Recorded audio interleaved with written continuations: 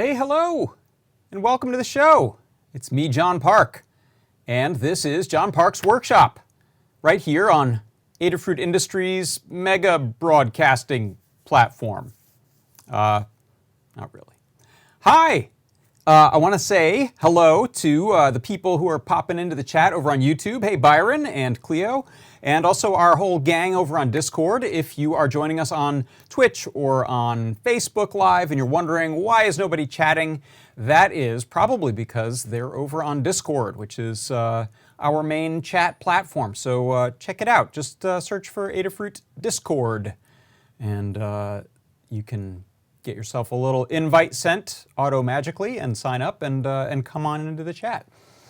So let's see, what have we got going on today? I've got a bunch of demos of some different cool stuff. I've got some bicycle-related things as we continue with our exploration of Bluetooth LE services that can be intercepted by and read by and sent between some of our microcontroller boards. In fact, today, this is the first one I'm doing using the Clue board. This is our new happy little shiny board that I'll be focusing on here. So get ready for it, huh? All right, so let's see what we got first. Let's mention this little beauty here, which is our jobs board. And if you haven't checked it out, I encourage you to go check out jobs.adafruit.com. Let's pop over to a view of it right there. That's what it looks like. And it's free. You can sign up and you can post jobs. You can post your resume if you're looking for work, and it costs nothing. And we're here to help hook up people who have skills and needs related to all sorts of making and creating and engineering and coding, development, graphics, all sorts of things. In fact, if we look here today, here's a new one, Da Vinci Workshop Educator at the Discovery Museum in Acton, Massachusetts. And let's check that one out. What do they have to say? This educator oversees the Discovery Museum's Da Vinci Workshop, a permanent exhibit where visitors can tinker, design, build and invent like the artist, scientist, engineer, and inventor Leonardo da Vinci. Oh, that sounds really cool. So check it out. There's a link there. Once you go to jobs.adafruit.com, check that out, and you'll see more info about the full job description.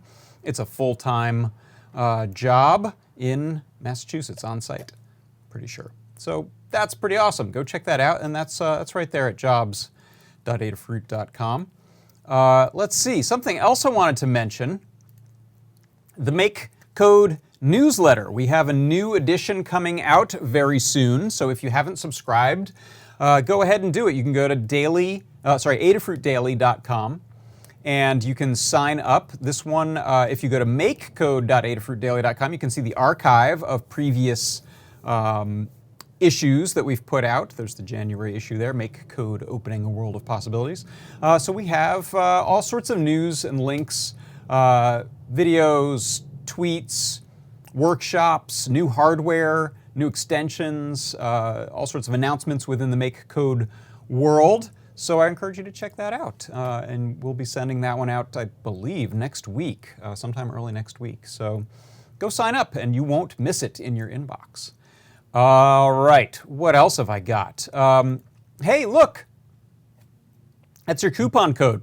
That's going to get you 10% off in the store if you want to go get some cool Adafruit stuff. Head to the store, buy some stuff, and on your way out, don't forget to type this coupon code in to get 10% off of your entire order. The coupon code is CRANKSET. That's right, CRANKSET, just like the one on your bicycle there. And that is good on any goods from the Adafruit store, except for software, gift certificates, and subscriptions, but it's good on real physical things. So go fill up your cart with great stuff and save some money while you're at it. That's what I encourage you to do. Since I've mentioned the coupon code and I've mentioned the store, why not a product of the week pick? So you may have noticed I've been getting into using some microbit stuff lately, particularly because the Clue board also uses that Edge connector microbit form factor. So I've been checking out some of these accessories that we sell. this one here, which is my pick of the week, and that is the I/O bit by KittenBot.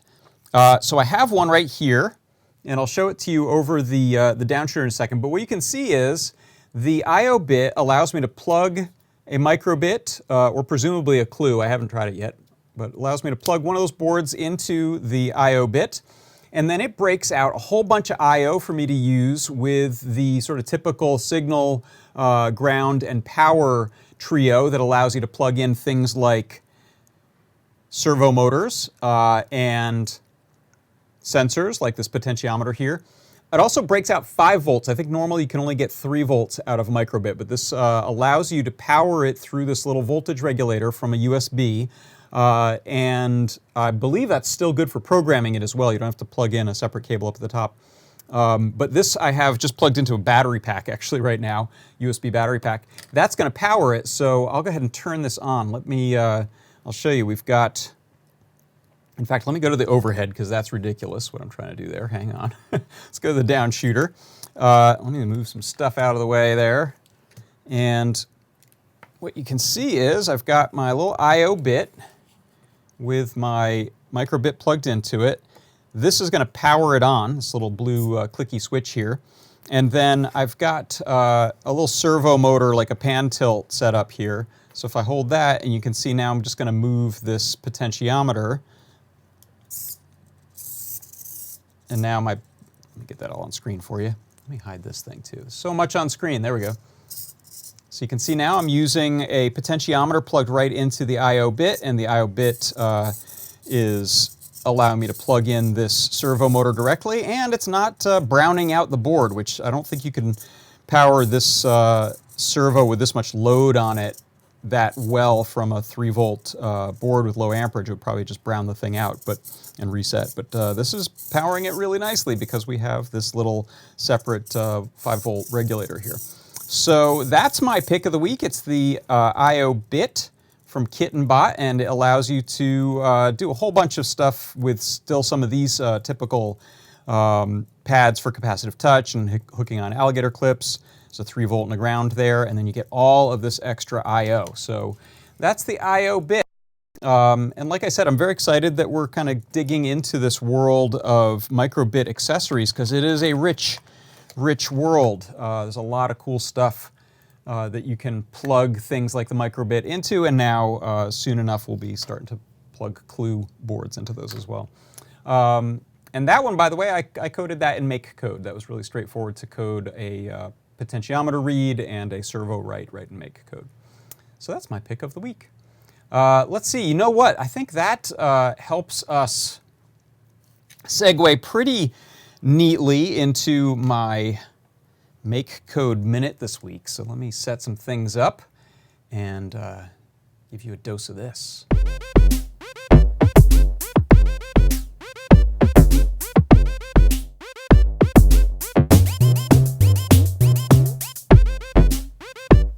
All right, so let me pop that on there.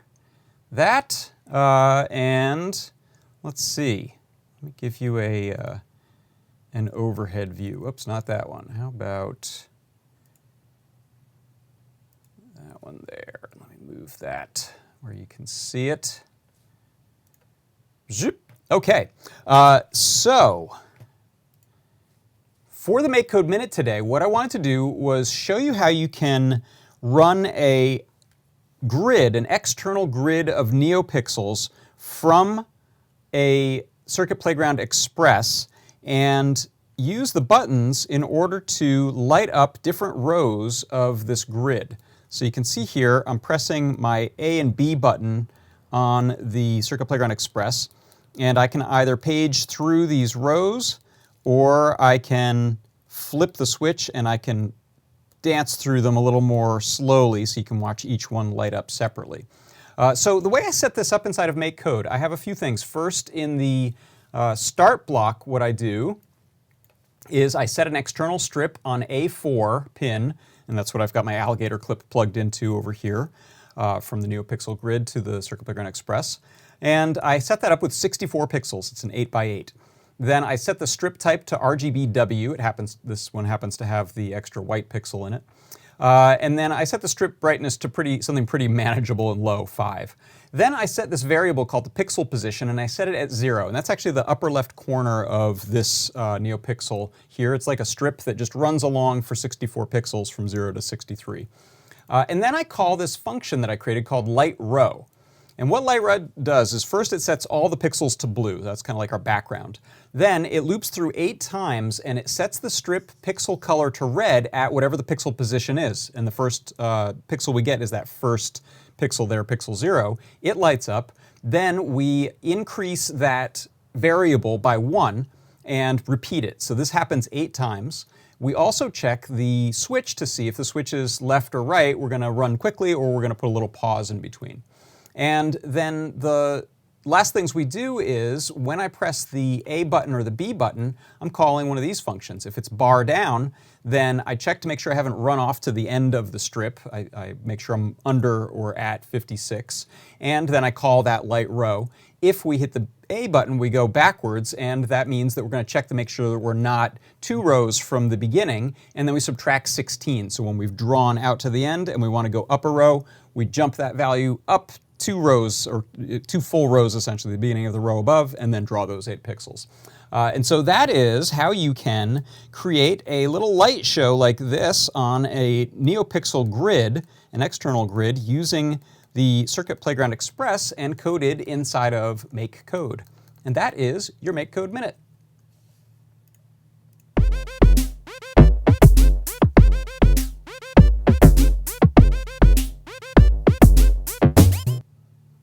Hey, where'd I go?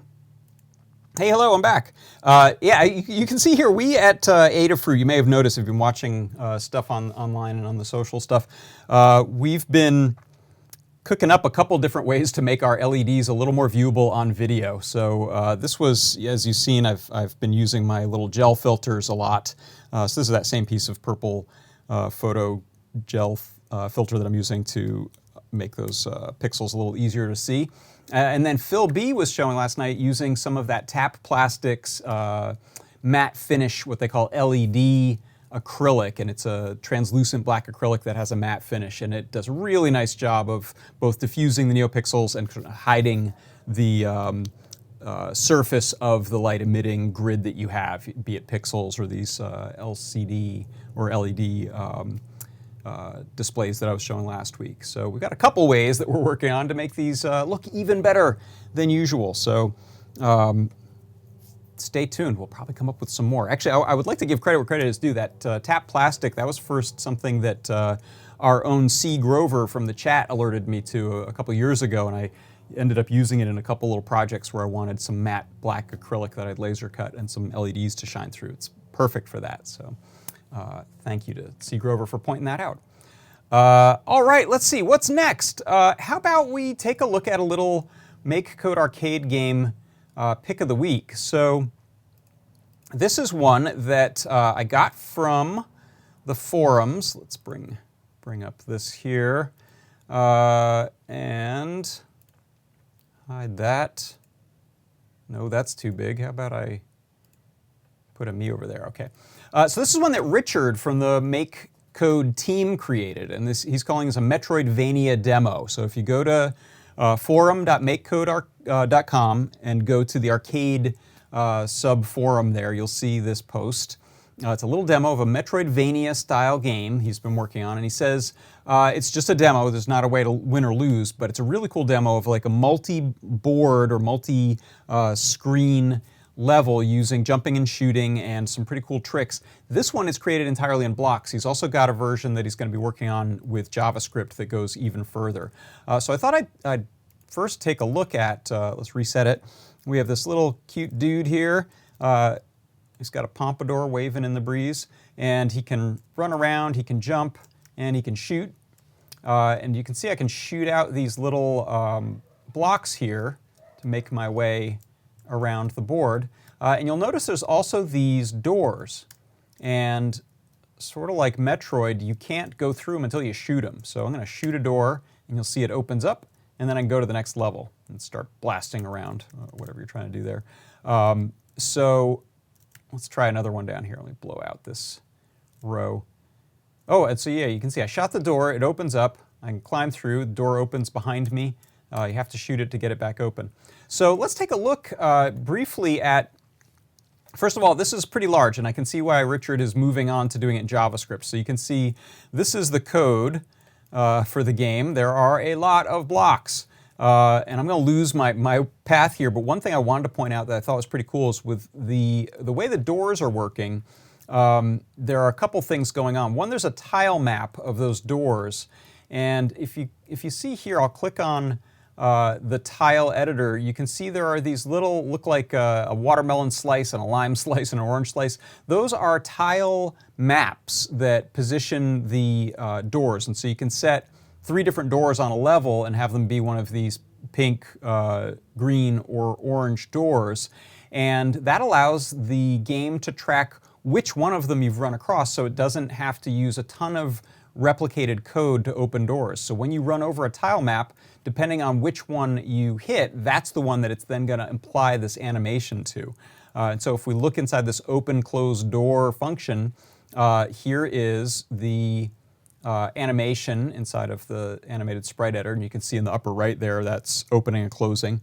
So these are the frames of animation that were used to open that door, which I think look really cool. It's really, I think, a study in simplicity and elegance in the way this looks. So thank you so much for putting this together and sharing it, Richard. I think there's going to be tons and tons of great tips that you'll find looking at this inside of the block editor, and then there's also going to be this future version that will be inside of the JavaScript editor. So that is my Make Code Arcade game pick of the week, and it is Metro 8, or a Metroidvania demo from Richard on the Make Code team.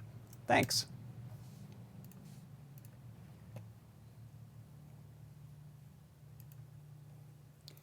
Hey, why don't we check in with our good friends in the chat. If you're in the YouTube chat, or if you want to answer this on the Discord chat, we have a question on the YouTube chat from George, who said, I'm trying to find the best gyro for around 20 to 50 pounds. That's currency, not mass. Anyone have a recommendation? I'm using an MP9050 right now. So if anyone has any recommendations on that, let us know over in the Discord chat. In fact, what's happening, Discord chat? Oh, thank you, ToddBot. So Todd posted a link to that Tap Plastics LED acrylic sheet. Cut the size. I can take a look. Yeah, it's called Chemcast Black LED acrylic sheet. And let's see, you can get a sample of it. It's 1/8 inch thick. If you get a, let me do like a 12 inch by 12 inch sheet, that'll be $10. So it's not that expensive for that, that cool new plastic. Not new, but sort of newly finding uses from us. Also, ToddBot asked, what NeoPixel grid is that? The one that I was using in this demo here. This is a 8x8 NeoPixel grid. It's in RGBW. I don't know if it comes in regular RGB, but it's a tileable one, so you can tile this up to multiple instances of it, and then over I2C you can talk to them, turn them into one long strip, or I think you can address them as separate ones. Maybe I'm wrong. Maybe it's just going to be one long strip. That might be the easiest way to deal with that. But yeah, you could go to multiple of them from different pins on your microcontroller. You can bridge the D out of this to the D in of the next one. Then you might start to run into power issues. That's something to consider. But yeah, it's the 8x8. If someone can find that in the store and post a link over in Discord, that would be awesome. Let's see. All right, so what else we got here? I think it's time to take a look at the project of the week. So let me set some things up here that you can see. So first of all, there's my bicycle upside down on my workbench. And let's move my head out of the way. Let me put my head over here.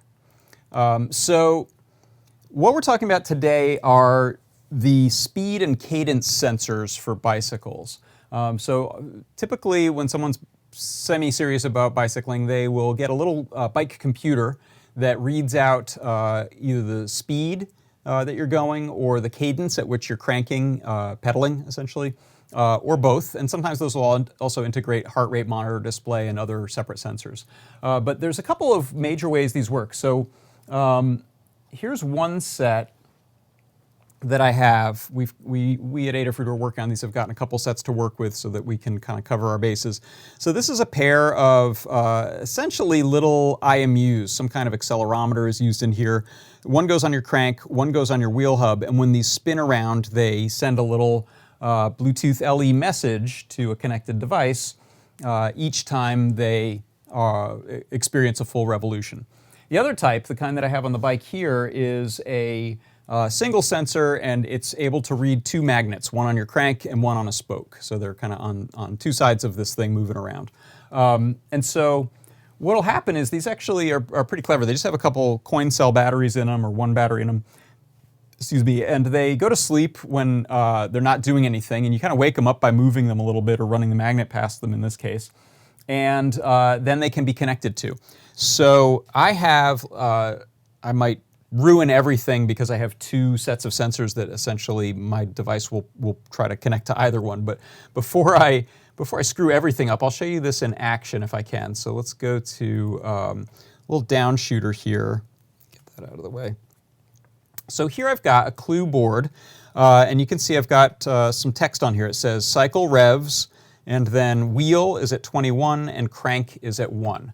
I'm going to set that there and try to refocus on that a little bit. It won't let me refocus automatically. Hold on, I'll do it manually then. Okay, there we go. So if you watch that there, I'm then going to, actually let me put that in a corner. Where'd you go? I can put that there. Let's put that there. Get rid of that. Okay. So watching that number right now, I'll go ahead and crank the crank set, which will allow both the cadence magnet and the spoke magnet for speed to run past. And let's see, is this connected? It's not. Let's see if we can encourage it to reconnect to the right one. Otherwise, I might have to pull some batteries on one of these. And I'll also show you in a second inside of Moo how all this is working. So right now it's trying to connect. You won't be able to read that text until I show it to you in Moo. Okay, so there it is. It's saying wheel at 20, crank at 6. You know what? I'm going to flop these so that you get the big view there and a little view there. That makes more sense. My USB cable has a mind of its own about where this is going to go. There we go. So let's see. If this is not this one, then I'll just wiggle the other one around. So there we go. Yeah, so you can see each time I get that pedal crank set around, it's going to add 1. And the wheel is doing the same sort of thing every time that wheel. If I get that going real fast and then stop pedaling, you should see the wheel revolutions continue and the crank's sitting still. Hit the brakes. So let's take a look at what's making all that possible inside of code. So this is all coded inside of CircuitPython. And so if I pop open Moo here, first I'll mention some key contributions going on. So Dan Halbert has been working on allowing multiple BLE peripheral devices to connect to one BLE board, like the clue board in this case, so that we can read multiple sensors, which in this case, right now I believe that's showing up as one sensor, but if I use the pair of the two IMUs, those are actually separate sensors. And if I have a second, I'll show you that on Android, how that appears. So some of these are kind of essentially two sensors built into one radio set. Others each have a sensor, each has its own radio. So Dan's made that possible. He's also worked on this cycling speed and cadence profile, which is another one of these official profiles from the Bluetooth special interest group that has a well-defined set of characteristics that you can read once you're connected to a device. So it sends out well, we can look at it here. In fact, let's take a look at, is it in here? It might be in the library and not shown here. Let's see, speed and cadence. Yeah, it's not showing them all. Okay, so what you'll get though is you'll get the number of cumulative wheel revolutions, the number of cumulative crank revolutions, the time elapsed in milliseconds since the last event for the wheel and for the crank. So that's enough information for then a bike computer or a piece of software. And I'm not doing anything fancy right now. You can see I'm just looking at one of those values, the number of revolutions cumulatively. But none of that calculates speed for me for the wheel, for example. It just says the wheel's gone around 63 times. So typically how these work is that you'll have a piece of software on your phone or on your bike computer, and you have to do a little setup where you tell it the diameter of your wheel. And then it's able to do some math to calculate the speed you're going in miles per hour or kilometers per hour based on how many times that revolution clicks by in how much time. So essentially, if it takes 50 milliseconds for it to go around, that's really fast. If it takes, I don't know, 400 milliseconds for it to go around, then it might say, oh, you're going 30 miles an hour. So that's one development that's been great, is the ability for us to have multiple sensors, and Dan working on just extracting out this information from the BLE service. The other thing is that for the clue board, this is my first time working with the clue board. I think I started the day before yesterday, looking at it for the first time. And in CircuitPython, there's now a library that Kattni wrote, which is a high-level library that allows us to interface with a lot of features on the clue board from a common set of commands. So you'll see here in my code, there's this from Adafruit clue, import clue. So this is it. This is the Adafruit clue library.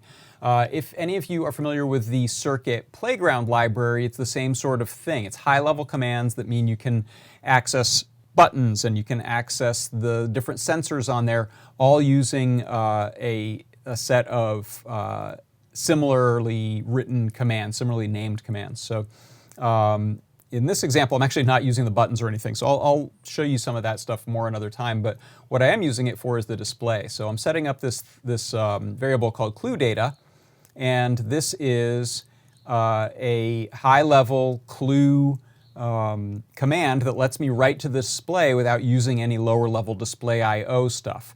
So it has arguments for what is the title, and that you can see I used that. Let me put that little clue board back on the screen for you there. You might be able to see, let's see if I can zoom up any closer, that I've got that cycle revs piece of text up there. So that's this, cycle revs. And then I've got the scale of the title, I set it to 1. And then my text scale for all the following lines, I set that to 3. I wanted those nice and big. And then what number lines? There are 10 lines, I believe, that you can write to, which is what fits if you leave everything at its default and use it kind of like a console. I actually blew these up kind of big and put some space between them. And there's also some built-ins, like the color coding on each line is different, which makes it, unless you override it, it makes it actually really nice and convenient to keep things clear. Then I'm doing some of our typical importing of BLE library, advertising, so that we can listen for peripherals that are broadcasting. We're importing this BLE cycling speed and cadence service. And then we're searching for a device that's giving off that service. So those sensor devices, bike computer or bike sensor devices say, hey, I've got the bike cycling speed and cadence service. So we connect to those. And then once we're connected, I am grabbing this data right here. So I'm looking for a connection with the service, cycling services. If I find that connection, I read those values. So it sends this one attribute or one characteristic that has those 4 attributes of the crank revolutions and timing and the wheel revolutions and timing. I grab all of those if they're there, and then I create these 2 variables, wheel revs and crank revs, where I'm just cherry picking one piece of that, which is just the wheel revs. I'm not grabbing that timing info. And then those will show up in my serial display or REPL by printing. So this print statement here just puts them in the REPL view. Let me zoom in a little more even. You can see that. That's as far as I can zoom. And let me wake this thing up again. All you got to do is wiggle that magnet past the crank and it'll wake it up. And it should connect. It stayed connected. I just moved past it. Okay. And we're seeing, what is that? The crank revolutions of 1. So it got that, right? Because I didn't actually get the wheel to turn. So it's just seeing 1 revolution go by. And if I spin that wheel, we can get, we should get it to display some of those. Oh, is it not showing up? Let's see. Let me restart the. Oh, there it is. Okay. So 14 and 10, 15 and 10, 16 and 10, and so on. And then the way those are being written to the actual clue board is this, clue data 0. So that's actually the first line of text, line 0, it's 0 indexed. The text is, and then I'm doing some formatting stuff here. I'm saying the word wheel, and then I'm putting in this integer variable, which comes from the formatting of this wheel revs. And then same down here for crank revs. And so that's how those are showing up. If we, let's see, I want to show, got a minute here. I want to show you what this data looks like itself. So I'll do, how about just the wheel revs. Actually, I'll print the whole value. Let's see if this works. Print values. And let's save that to the board. I think that's the only board I have plugged in now. Make sure it's saving to the right board. So that's automatically restarting the clue board. It's now scanning, as you can see down here in the REPL. It found something that had the speed and cadence service advertisement, so it stopped scanning. It connected to the device. Right now it's getting no data, and it's telling us about it. I was filtering that. Actually, we'll see a lot of those go by, unfortunately. So let me stop the. I'm going to reset this. I think that'll leave that, so I can scan back a little bit. Oh, there's a piece of the data. So there it is, CSC measurement values, and there it is. Cumulative wheel rotations is 29. Last wheel event time is 12,132. It's a time monotonic. I think that's just counting up forever. Cumulative crank revolutions of 16, and last crank event time was 6,626. There you go. So that, I'm going to paste that where you can see it a little better. In fact, let's pop open Atom.